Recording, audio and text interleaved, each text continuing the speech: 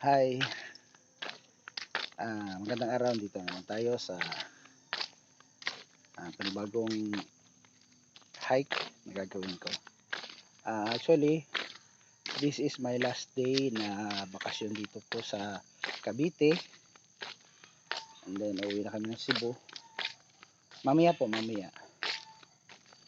Alauna ho na madaling araw yung flight namin.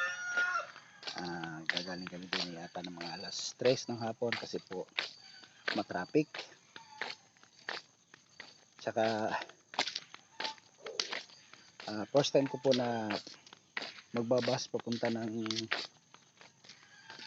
Manila sa PITX, kaya alas 3 ko yung hapon magagaling. Kaya po see you soon Cebu City.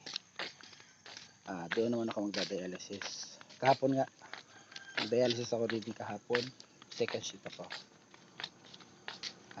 Sige po, sa susunod na lang po. Magkita-kita tayo sa Cebu. Paalam.